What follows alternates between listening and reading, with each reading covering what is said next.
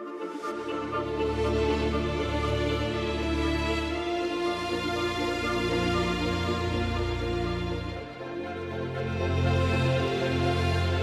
my name is Raymond Burr. With your help, we'll make it happen.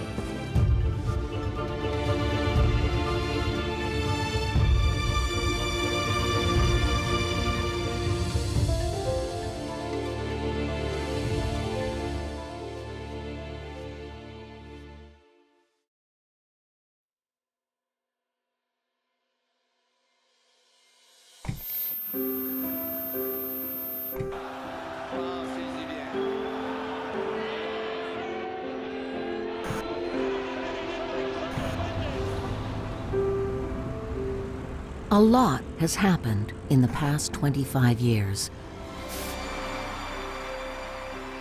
In technology, industry, the environment, healthcare, and health and safety. Industry was evolving, but people were still getting injured and killed on the job. The health impacts of occupational diseases were becoming more evident. For the Workers' Compensation Board, keeping up with all this change was a challenge. In response to growing pressure from interest groups and individuals, the BC government announced in 1996 the establishment of a fourth Royal Commission to examine the workers' compensation system. It was headed by Judge Gurmal Singh Gill. The commission recommended many solutions to improve the system. These improvements included wide-ranging consultation with industry, labor, and other stakeholders, resulting in major changes to the occupational health and safety regulation.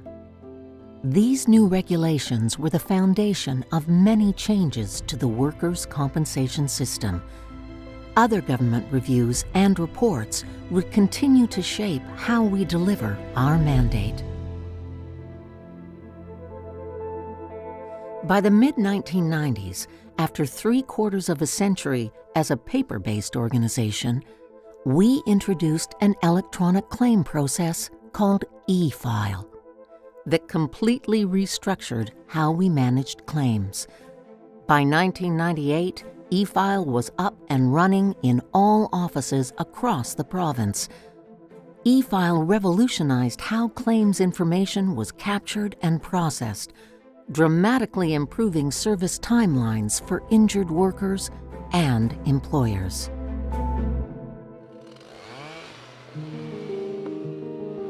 For decades, the forest industry was the main economic driver in British Columbia, but the cost in human suffering was high. It was felt one of the causes was a lack of standardized training. So, with the involvement of labor and employers, the board produced the first comprehensive falling and bucking training standard. It was an ambitious, innovative initiative that received high praise throughout industry. Once implemented, the training had a significant impact on safety in the forest industry. In the mid-1990s, we began funding safety associations through employer levies to better connect employers to health and safety advice and resources in their industry. These partnerships and our support of injury reduction initiatives continue to this day. Young workers are often inexperienced, eager, willing to take risks, and undertrained, and as a result are statistically more likely to be injured or killed on the job. We decided to address this issue by directing health and safety messages directly to schools, producing media, and hiring injured young workers as speakers to talk to students about safety and their rights and responsibilities. This strategy continues to prove successful.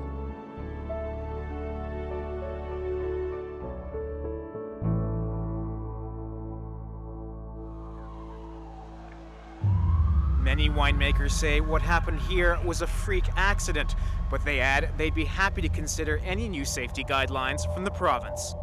Confined spaces have always been an issue in the workplace. But even with safety procedures and regulations in place, injuries and deaths still occurred. Why? Confined spaces are difficult to identify, and with work environments changing, new confined space hazards were created. In response, we intensified inspections with an eye to identifying previously unrecognized confined space hazards and to educate workers and employers on identifying confined spaces.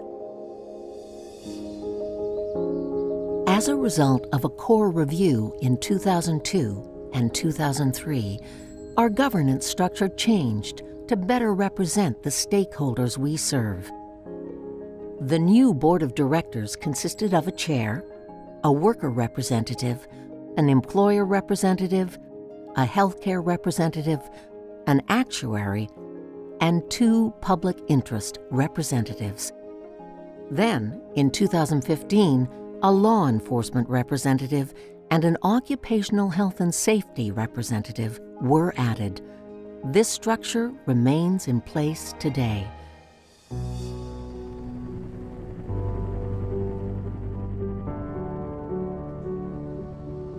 Our role as a regulator has historically been understood by employers and workers. But our long-standing commitment to prevention was not recognized in the same way or reflected in our name. So, in 2005, we began the transition to a new name. There were several versions before settling on the final name and logo, WorkSafeBC.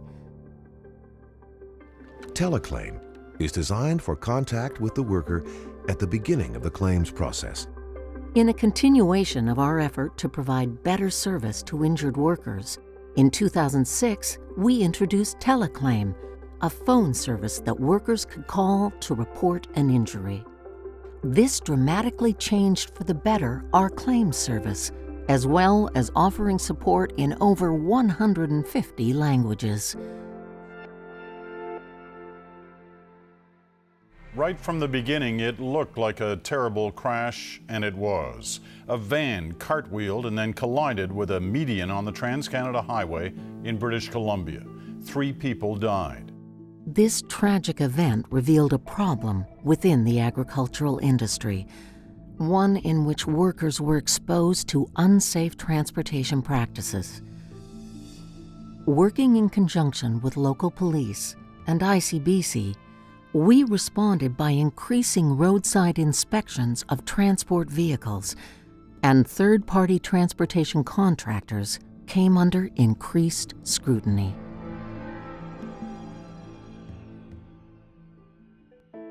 In an ongoing effort to improve service and return-to-work outcomes for injured workers, we launched a new claims management system in 2009. This replaced the existing e-file system, streamlining the management of claims and moving us fully into the digital age.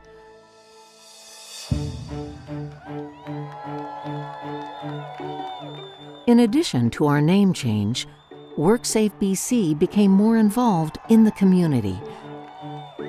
Initiatives included the Raise Your Hand campaign, Santa Claus Parade, Pride Parade, and the 2010 Winter Olympics.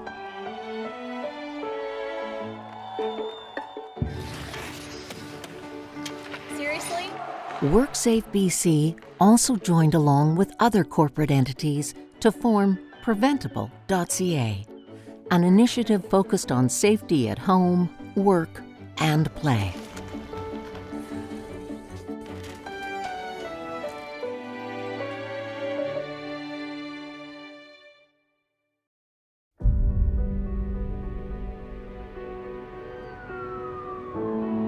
In 2012, 2 devastating mill explosions occurred in northern BC.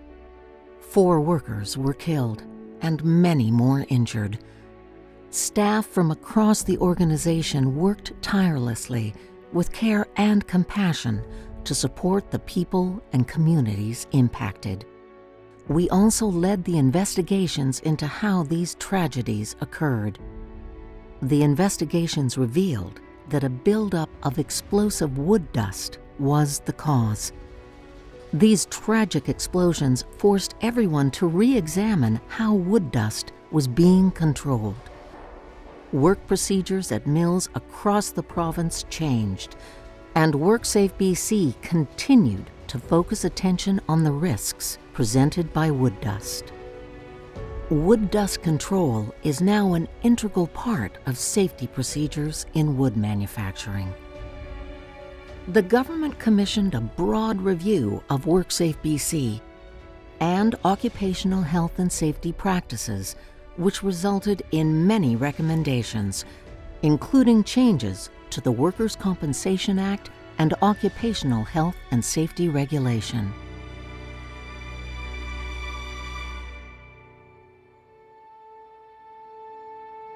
Workplace accidents are not the only way workers are injured on the job. We now know a single exposure to asbestos dust 30 years ago can lead to a diagnosis of cancer today. Asbestos-related deaths now exceed all other workplace fatalities, and the numbers are climbing. To address this, in 1998, the Occupational Health and Safety Regulation was revised to include stricter demands for employers on how to manage asbestos. In 2016, we increased our inspection initiatives and created a campaign to inform homeowners, contractors, and the general public of the very real and present danger of asbestos exposure. You need to take asbestos seriously. Breathing in these fibers can cause serious health problems, lung diseases, and cancer. So before work starts, identify any asbestos in your home and get it properly removed to ensure the health and safety of everyone working on your project.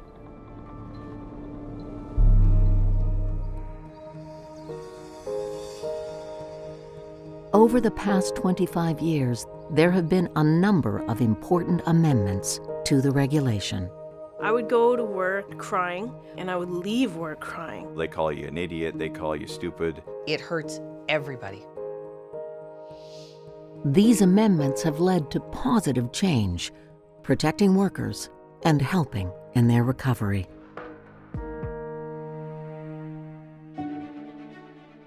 In 2017, BC's injury rate reached the lowest in our history, with more workers than ever going home safe at the end of their workday. Workers benefit from safer and healthier workplaces, and employers benefit from stable assessment rates.